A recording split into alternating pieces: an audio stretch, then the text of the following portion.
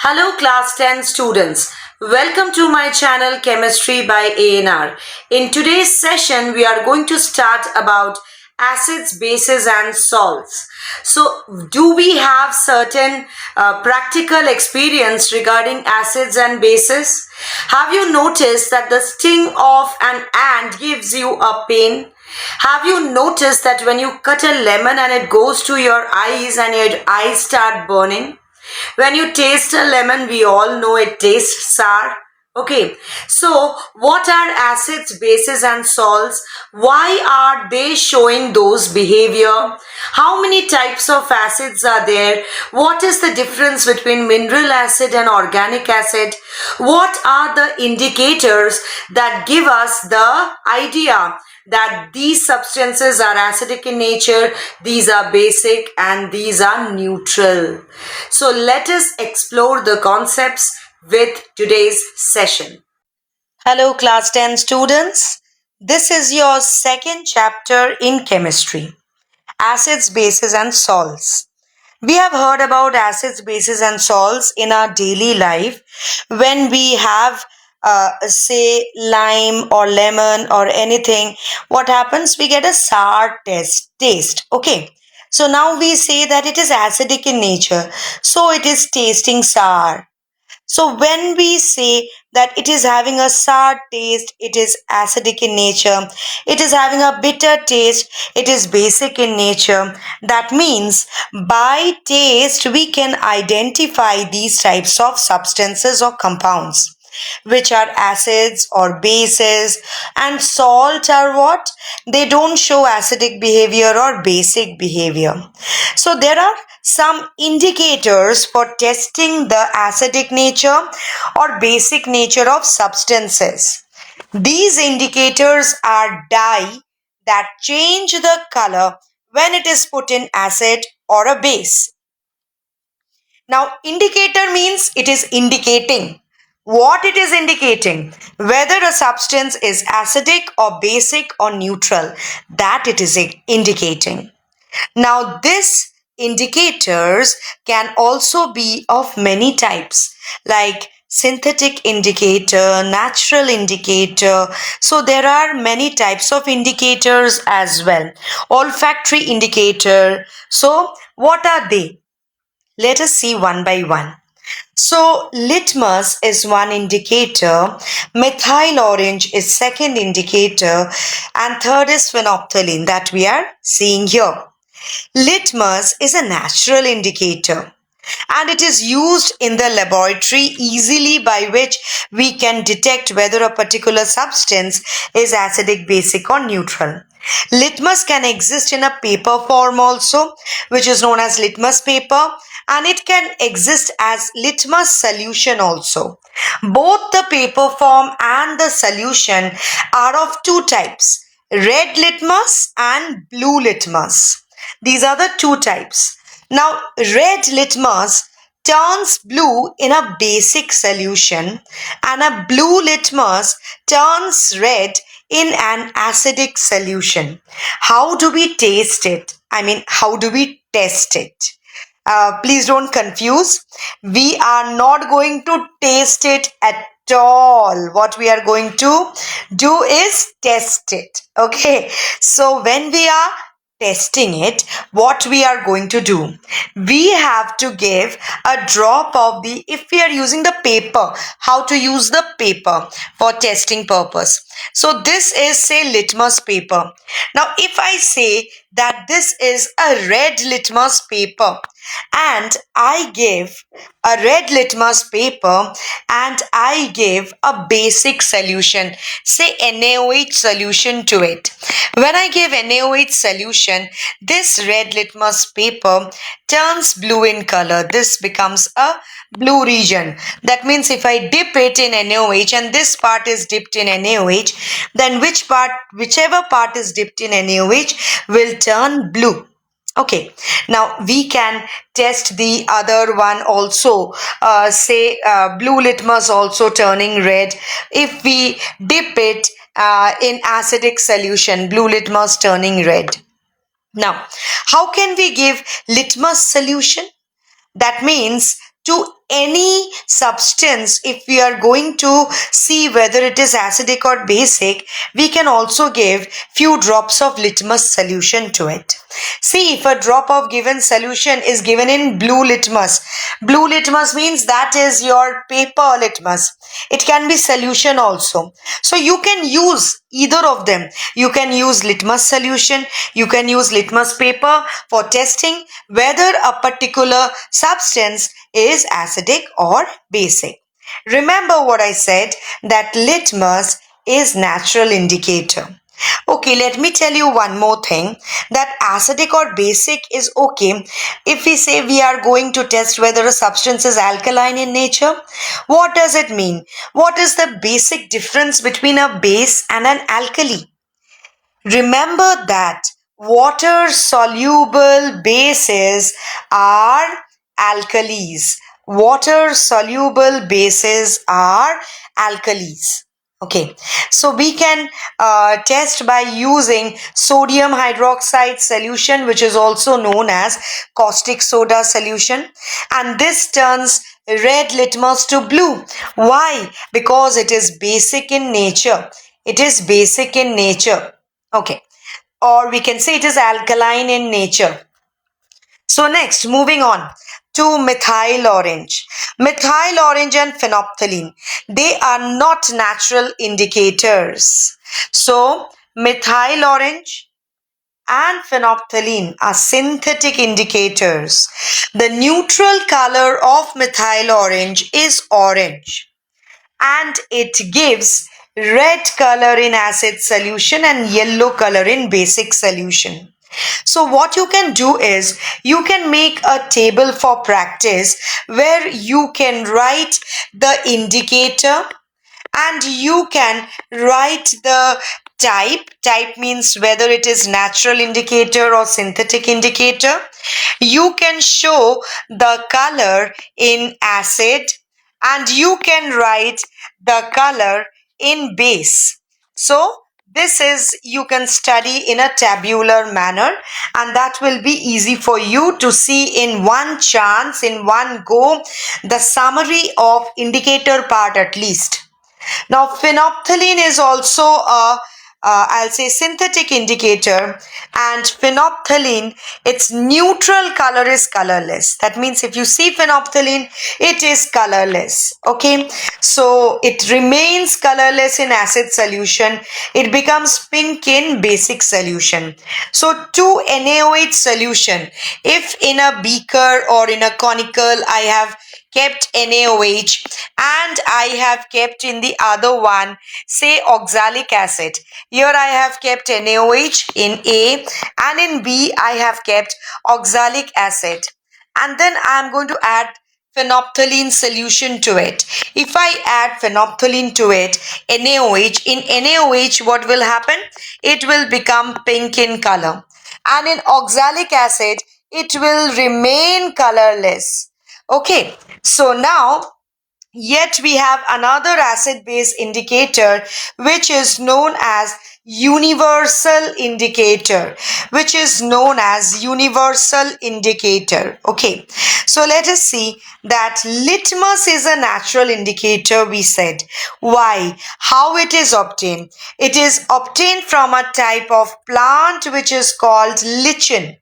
Lichen is a type of plant and litmus solution is a purple colored dye. That's why I said that its neutral color is purple.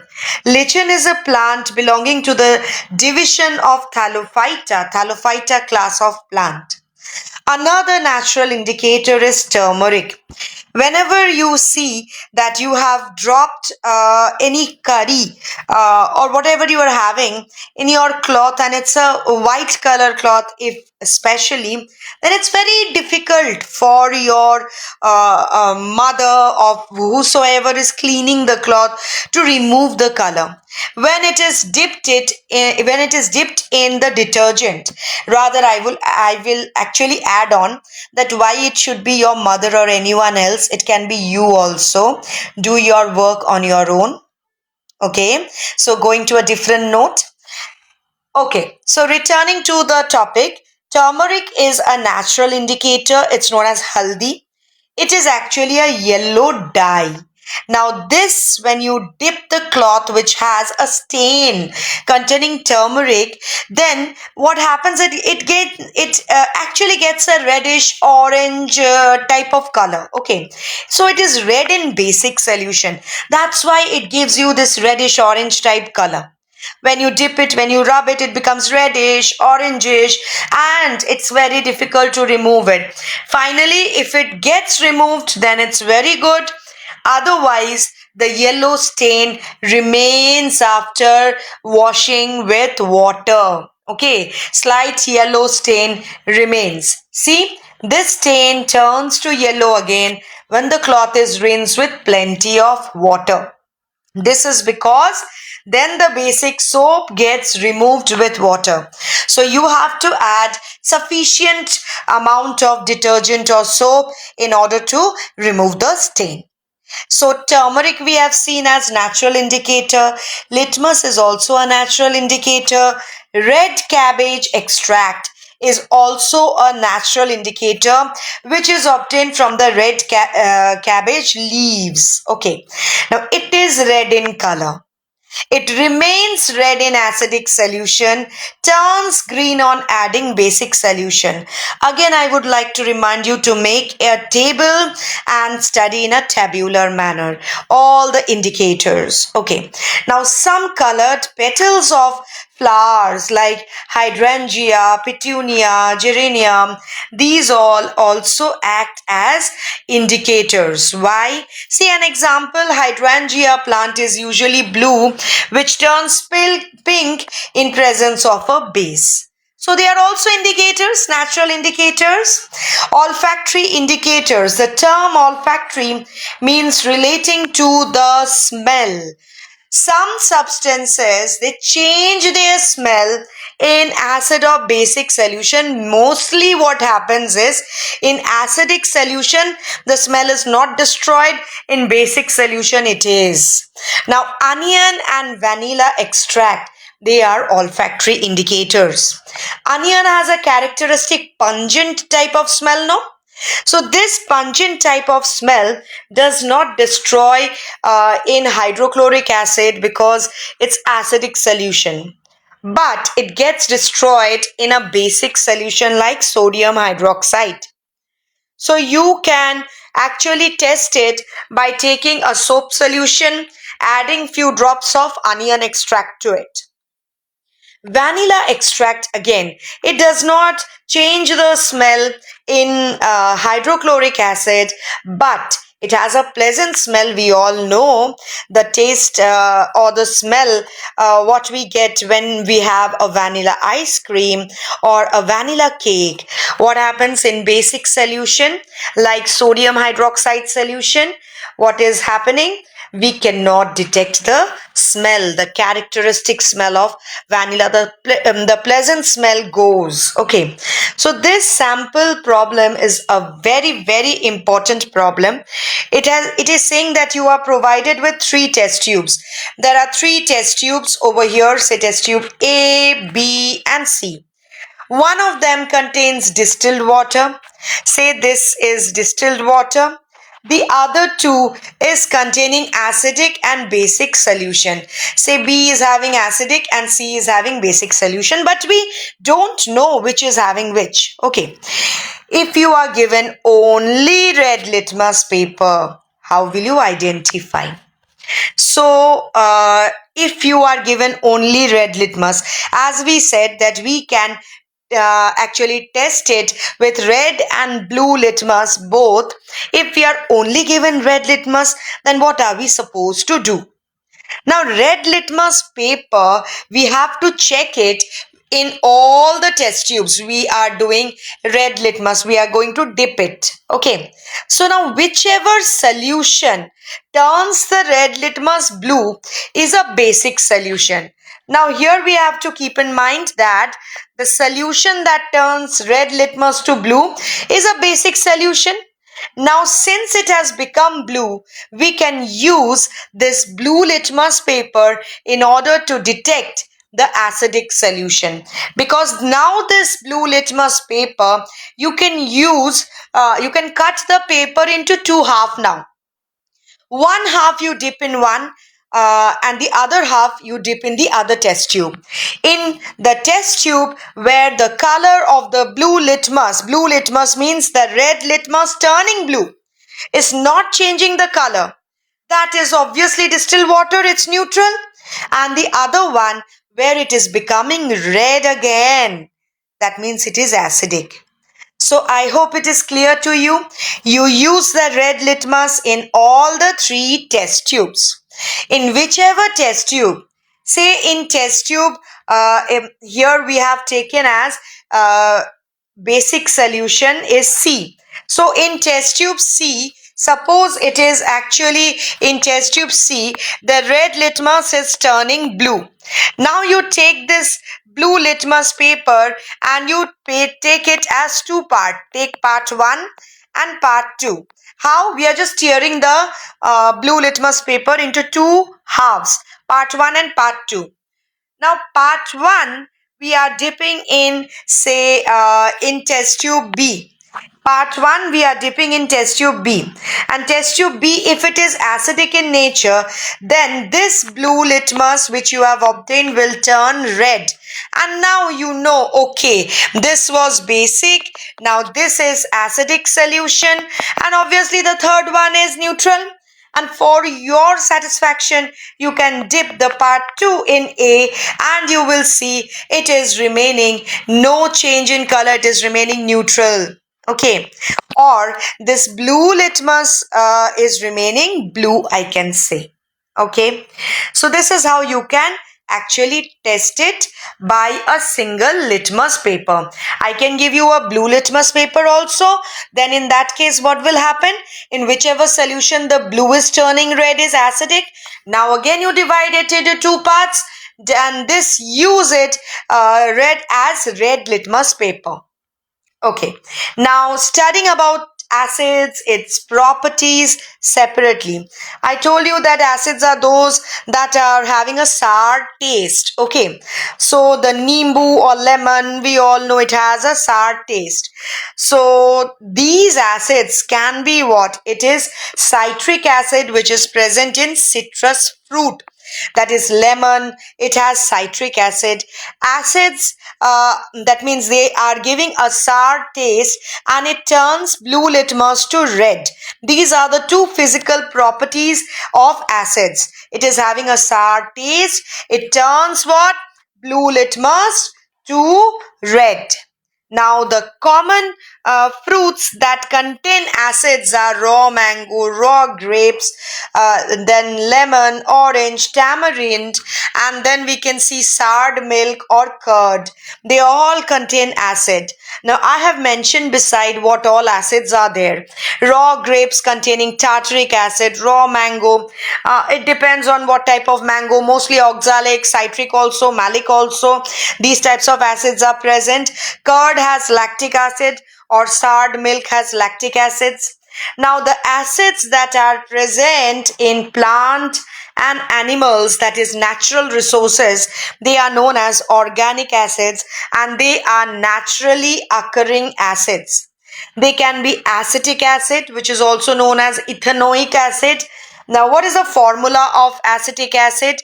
It is CH3COOH. This is acetic acid. Always maintain the habit of writing it in this manner, where you are showing the functional group COOH and you are showing that it contains 2 carbon atom. This is acetic acid. Okay, this acetic acid is the main content of vinegar. Now next, let us see. Organic acids can be acetic acid, can be citric acid, lactic acid, tartaric acid, oxalic acid, formic acid, which is methanoic acid. Now again, formic acid or methanoic acid, what it is HCOOH. Okay, this is only 1 carbon atom and this is your formic acid. Now for your added knowledge, let me tell you how is the structure of this COOH. I'm showing the example of formic acid. COOH has two oxygen, but both the oxygen are linked in a different manner. So as you are studying chemistry, you need to have this basic concepts as well. What's the harm gaining little concept extra? So this is the structure of formic acid. Okay, so next you see acetic acid is found in vinegar, citric acid in citrus fruit, and lactic acid is present in sour milk, tartaric acid in tamarind, unripe grape, oxalic acid in tomatoes, formic acid is present in the sting of bees or the sting of insects, and organic acids are generally weak acid. This is very important to mark that organic acids are weak acids. Mineral acids are strong acids and they are obtained from minerals of the earth. Okay, and they are so man-made acids. So the difference between organic acid and mineral acid is important. Organic acids are what? Organic acids are natural acids. Mineral acids are man-made acid. Organic acids are weak acids. Mineral acids are strong acid. And the most common are hydrochloric acid, sulfuric acid, nitric acid. These are the common one. Concentrated mineral acids are very, very dangerous, but keep in mind that the diluted form of mineral acids are also dangerous. Don't think of drinking also. Hydrochloric acid is HCl. Sulfuric acid is H2SO4. Nitric acid is HNO3.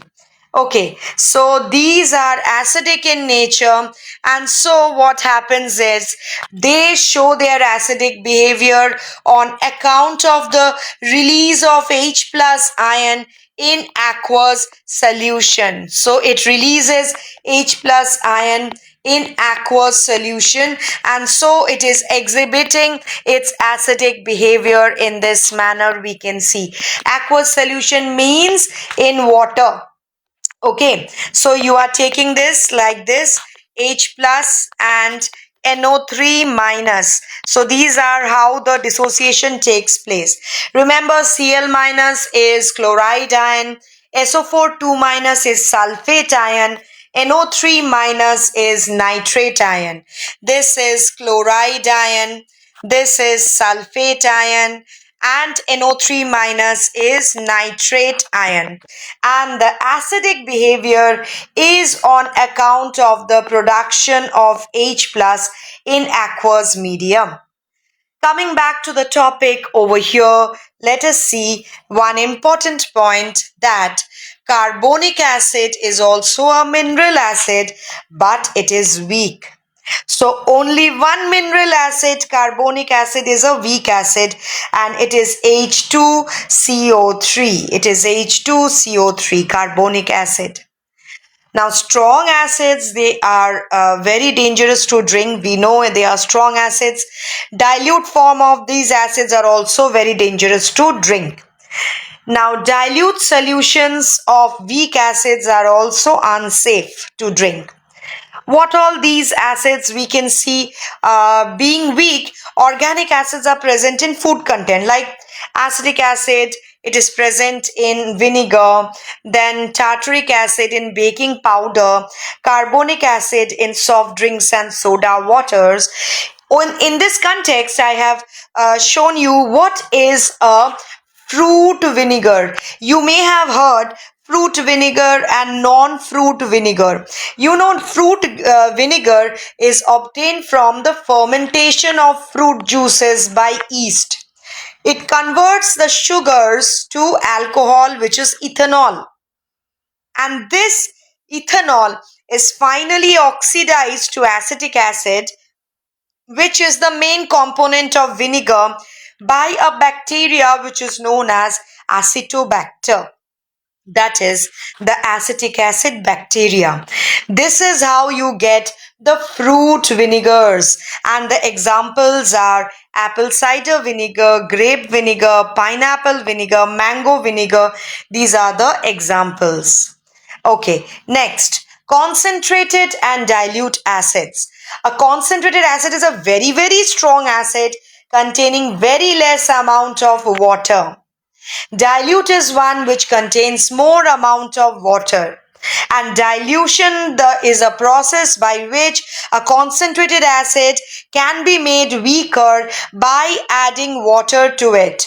A dilute acid is obtained by mixing concentrated acid with water.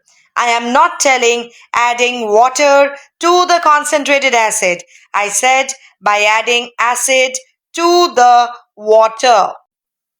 Now let us see the process of dilution. Why I said that mixing concentrated acid with water? Because the process of dilution is a highly exothermic process. And exothermic process means it produces heat. It evolves large amount of heat. So the dilution of concentrated acid should always be done by adding concentrated acid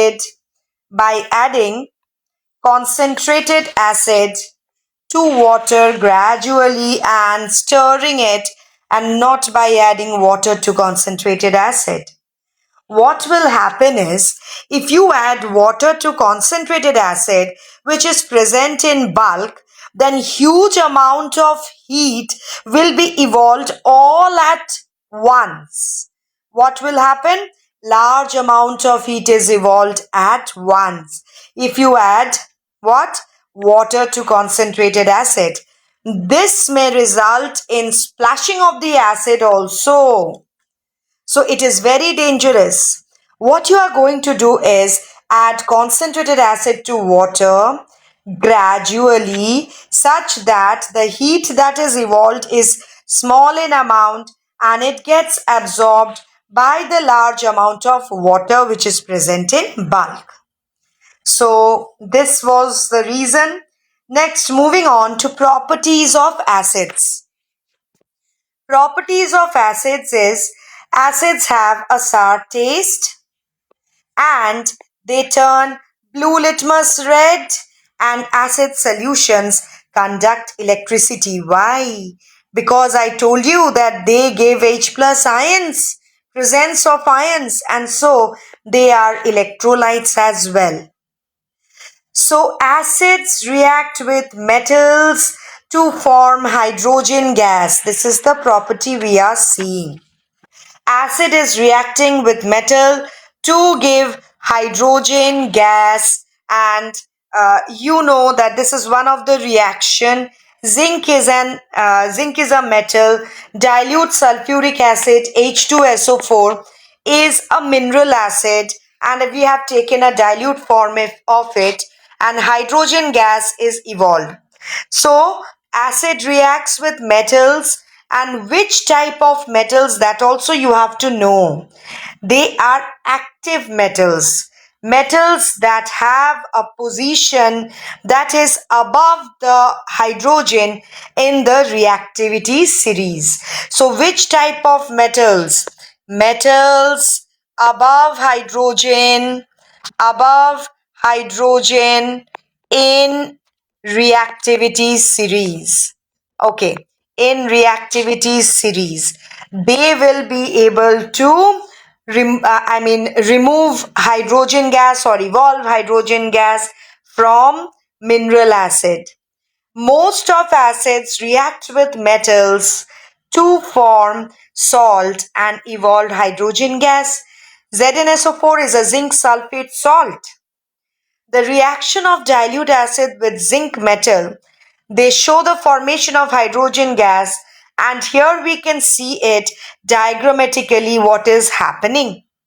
So these are the zinc granules that are kept at the bottom of the test tube, and dilute sulfuric acid is there, and there is a rubber cork and this is a bent tube which is kept in a soap solution in order to bubble the acid, bubble the gas that is obtained.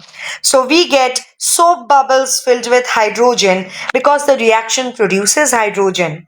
How do we test it that it is hydrogen or not? You bring a burning splinter or burning candle, the gas, what it will do? It will burn off with a pop sound. Okay, you will hear a sound, you will hear a pop sound. That means this gas is hydrogen gas. Okay, so this is it. Why? Because it is producing little explosion. Pop sound is making little explosion. So next, please note that curd and other foodstuffs contain vinegar, lemon juice, orange juice, etc. should not be kept in metal vessels. Why? Because it will react. It will react and with the metal to form poisonous metal compounds which can cause the food poisoning or damage to our health. So we should be very careful when we are storing food contents that contain acids. Okay. Acids react with metal carbonates and bicarbonates. They react with metal carbonates and bicarbonates to form carbon dioxide gas. So the products are salt, carbon dioxide and water. So what it is having is HCl is a mineral acid. It reacts with sodium carbonate. This is sodium carbonate and this is sodium bicarbonate. So carbonate ion is CO3 2 minus. Bicarbonate ion is HCO3 minus. Okay. So it is reacting in order to form salt, carbon dioxide and water. Just notice one thing, that with carbonate it produces 2 moles of the salt and with bicarbonate it is producing 1 mole of the salt. Okay, so acids react with carbonates and bicarbonates or hydrogen carbonate. Bicarbonate is also known as hydrogen carbonate to evolve carbon dioxide gas. How to test whether the gas produced is carbon dioxide or not? This can be tested with lime water, which is calcium hydroxide solution. Lime water is calcium hydroxide solution. It turns milky due to the formation of insoluble calcium carbonate. It is a precipitate which turns lime water milky because it's a white precipitate. If you pass excess of the gas, when you pass excess of the gas, this milkiness disappears due to the formation of a soluble compound which is calcium hydrogen carbonate or calcium bicarbonate. So this is the test. You can see in the picture. This is clear lime water. What is lime water? Lime water is CaOH whole twice solution, aqueous solution of this. When you pass CO2, here CO2 is being passed and so the lime water turned milky due to the formation of insoluble calcium carbonate. Pass excess of CO2 and you see the milkiness disappears due to the formation of soluble calcium bicarbonate or calcium hydrogen carbonate. Now the reaction between dilute hydrochloric acid and sodium carbonate is performed in this diagram. Okay, so the gas is being passed over here. You are seeing the lime water turns milky. Your lime water is taken, carbon dioxide gas is produced, and the same observation we are going to get. Okay, so now let us see. If someone is suffering from problem of acidity after overeating, we can suggest taking baking soda solution as remedy. Why is it so? Because baking soda is what in nature? It is basic in nature, and it neutralizes its sodium hydrogen carbonate. What is baking soda? Sodium hydrogen carbonate, that is NaHCO3, that is baking soda. It reacts with the excess of hydrochloric acid in the stomach, and the acid gets neutralized, and so you get a relief from the acidity. Okay, relief from acidity you are getting. Dilute sulfuric acid reacts with metal carbonates also, and metal hydrogen carbonate means metal bicarbonate to form metal, because you're taking sulfuric acid, metal sulfate, carbon dioxide gas, and water. Now that doesn't mean that, okay, I am having acidity and so I am going to drink a basic solution. No dear, don't forget that neutralization reaction is an exothermic reaction. So we are going to see this in the later part also. Let us see what happens when acids react with bases or alkalis. It forms salt and water. And remember that this is known as a neutralization reaction because salt is a neutral solution. So ultimately you are obtaining a salt which is neutral. Now this reaction, neutralization reaction, is an exothermic reaction. So please, this acid, HCl, see, mineral acids are harmful. Equally harmful is the base, NaOH. So do not think that if I am having acidity, I can drink NaOH. I can drink milk of magnesia, because it is having a very dilute, it's a suspension of magnesium hydroxide, milk of magnesia, that I can have, but I cannot have sodium hydroxide, which is a strong base.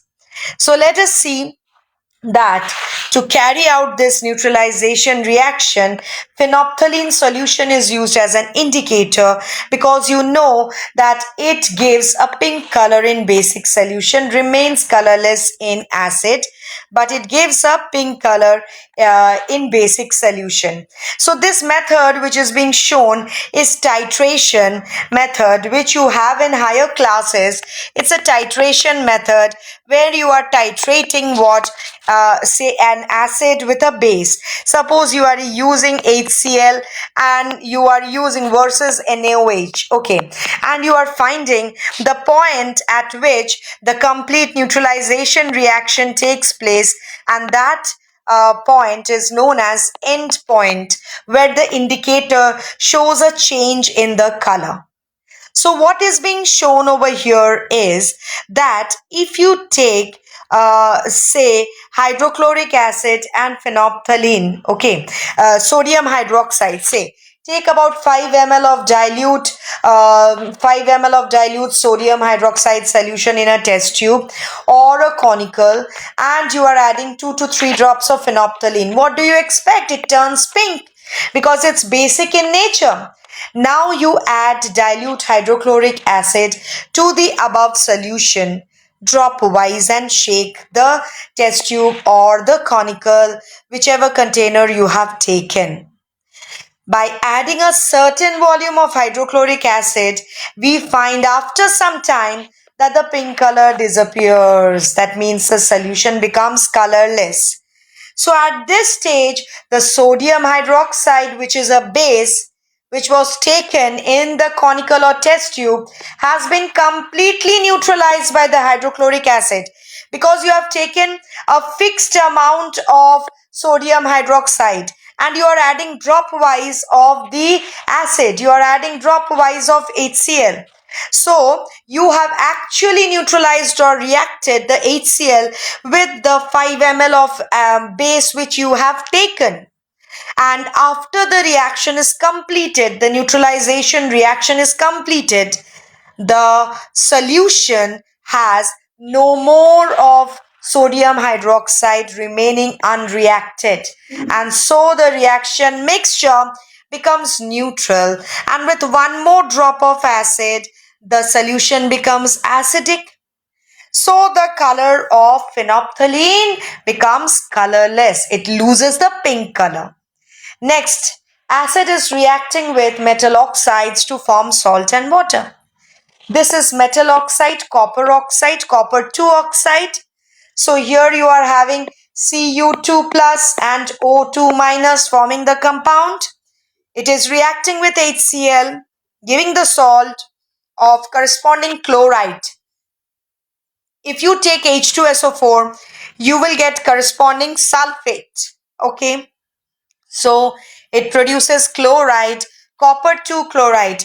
That means it is obtained by Cu2 plus 2Cl minus, both in aqueous medium. Okay.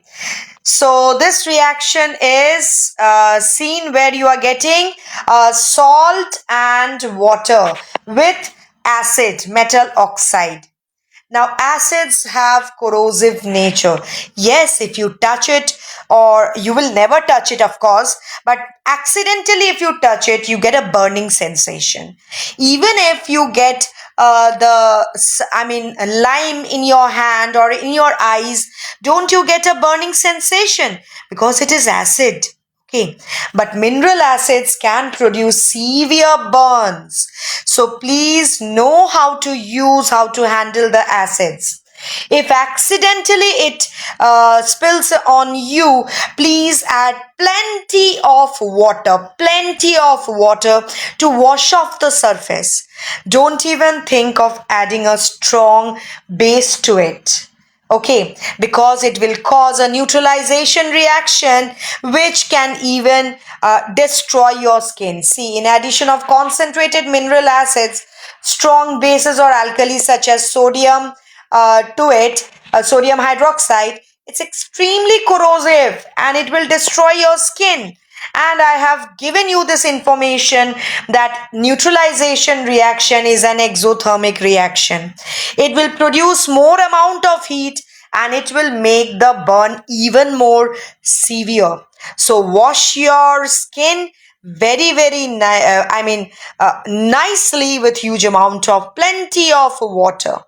And please know the signs that are given, the hazard signs, the warning signs that show that this is a chemical that is corrosive in nature. Okay, so people should be careful over these warning signs.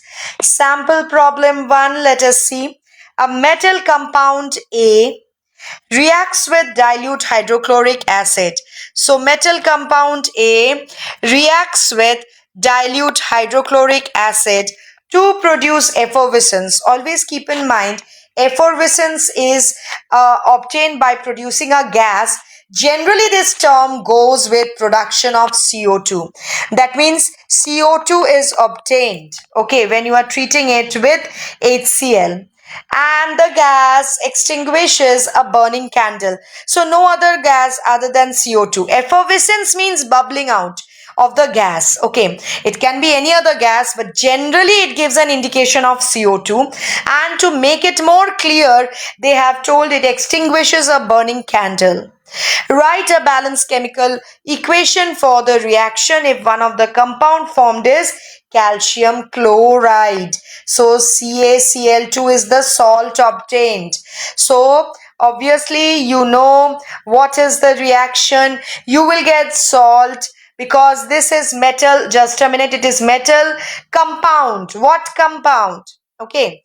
So this can be by the action of a carbonate or a bicarbonate, because a carbonate or a bicarbonate will give effervescence due to the formation of CO2, salt and water.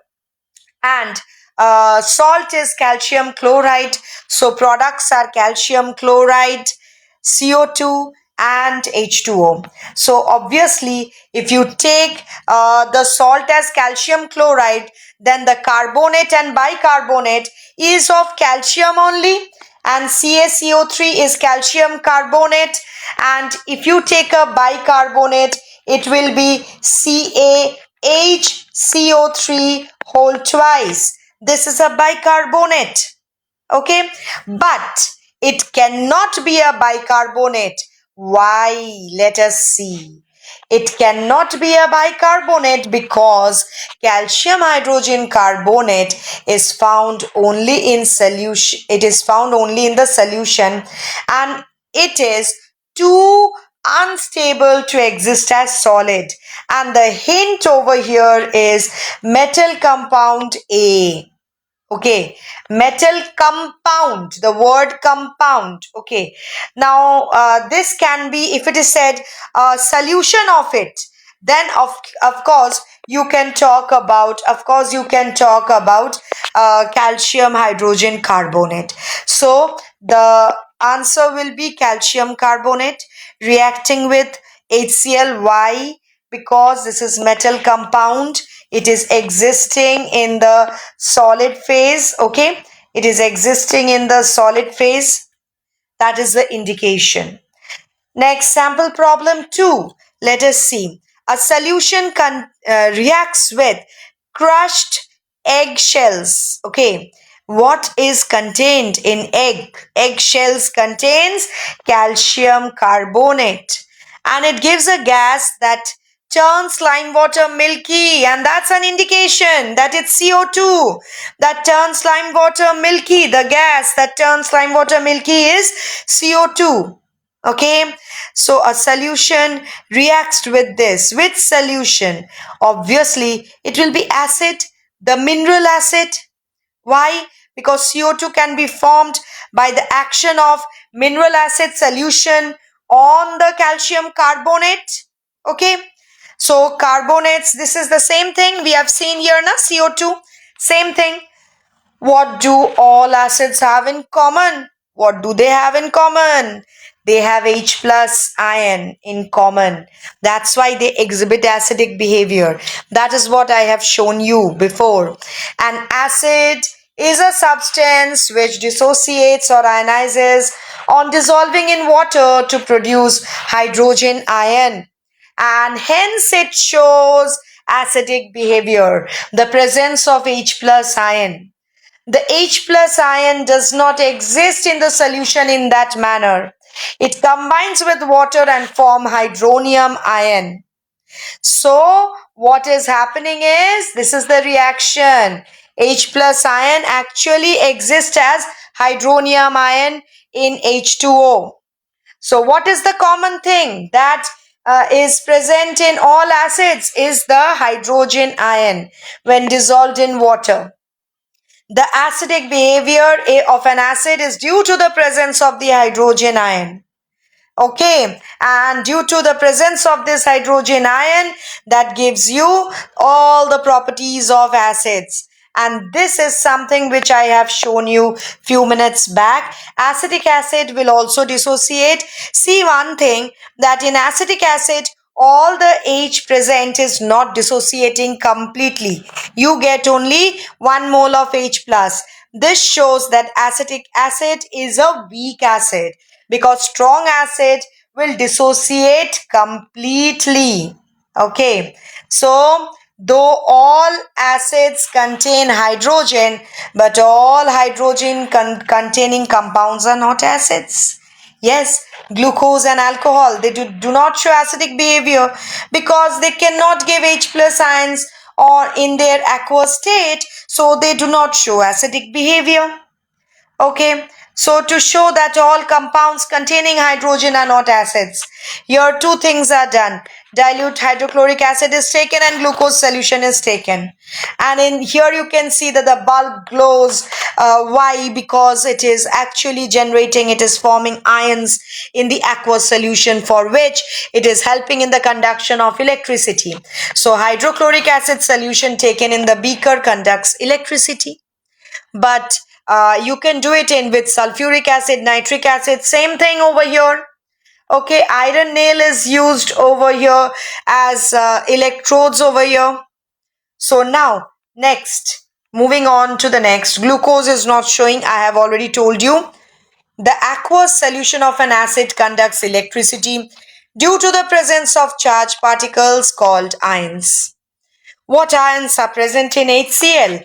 H plus aqueous and Cl minus aqueous.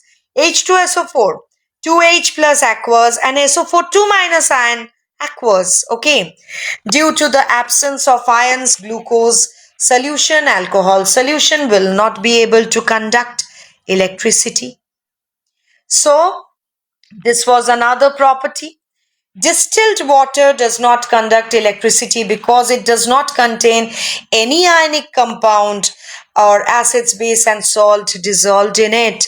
But rainwater conducts electricity because rainwater which is coming, it dissolves acidic gases, carbon dioxide forming carbonic acid. This carbonic acid can dissociate, though it is a weak acid, it is dissociating to ions and it is helping to conduct electricity. So due to the presence of carbonic acid, it actually gives conducting property to rainwater, whereas distilled water is not having ions and so it does not conduct electricity. So that thing can be done. Now, another property, acids do not show acidic behavior in absence of water. Dry litmus you take, you will see no change you will get to the dry litmus if you just add HCl gas to it. But whenever you take a moist litmus, then you will see HCl gas will turn the litmus paper to red, blue litmus to red. But in a dry blue litmus, there will be no change. Okay, why? Because in the moist condition only, you are getting the ions, the hydronium ions, the hydrogen ion, that you are getting in the moist condition and you are not getting in the dry condition. Dry HCl gas does not contain any hydrogen ion, so it does not show acidic behavior. So it will not change the color of dry litmus paper because it has no hydrogen ion in it. When you dissolve it in water, it produces ions. And when it produces ions, it is capable of giving this acidic behavior on account of the presence of the H plus aqueous ion. So strong acids and weak acids, the acids that can dissociate completely, they are the strong acids. An acid which is completely ionized in water produces large amount of hydrogen ion is a strong acid. Hydrochloric acid completely ionized, so it's a strong acid. And a single arrow is given. See, a single arrow is given here. That means it is completely dissociating. Sulfuric acid, nitric acid are also strong acids because they are completely ionized in water. And as much it ionizes, that is known as degree of ionization. Okay, how much it is ionizing is the degree of ionization. Weak acid like acetic acid, here we can see a reversible sign. Why? A double arrow that shows that it is partially ionized in water and produces large amount of hydrogen ions. So weak acid is partially ionized in water. And so it means what? That the reaction is reversible in nature. It does not ionize fully to form hydrogen ions, acetic acid, carbonic acid, sulfurous acid, not sulfuric, sulfurous. Sulfite ion is there. See, this is sulfurous, means 2H plus AQ, and SO3 2 minus AQ, that is sulfite ion. Okay, this is your sulfite ion, and SO4 2 minus is your sulfate ion. So you should know the difference between sulfate and sulfite. Next, moving on. Due to small amount of hydrogen ion, they are weak acids. Okay, so use of mineral acid in industry, we can see various use are there. Manufacture of fertilizers, ammonium sulfate, paint, dye, chemicals, plastic, detergent, explosive, car batteries. Nitric acid is used in making fertilizers, ammonium nitrate. You may be asked, like, Name a fertilizer that contains sulfate ion, ammonium sulfate, that contain nitrate ion, that is ammonium nitrate. Which acid is used? Nitric acid is used. Explosives like TNT, trinitrotoluene, is also prepared using nitric acid. Okay. Hydrochloric acid, lab function, though you know it's very, very important, but it is also important for removing oxide film from steel objects. Okay. You have maybe seen that at home, cleaning purpose being done with hydrochloric acid. This is another sample problem, and equal length of magnesium ribbon are taken in test tubes A and B. Hydrochloric acid is added in one, acetic acid is added in other. What in which of the test tube will be the fizzing occurring? Okay, so you know that hydrochloric acid, there what will happen? Fizzing will occur because it actually evolves hydrogen gas with this mineral acid, and it is magnesium ribbon Mg. It will liberate H2 gas. Acetic acid is a weak acid and it will not. And the reaction over here, I think you can write. There are certain practice problems over here. You can practice these questions. So that completes the chapter. I know the module is quite big, but I will insist, listen to it in parts, listen to it as per your understanding level. In the description part, you will get the link to this study material. If you need it, you can access. In the comment section, you will get the complete link, the elaborated link in the comment section. In case in the description part, you are unable to open the shortened link, you can click on the comment section, the link on the comment section, and get access to the material. Thank you all of you. Bye.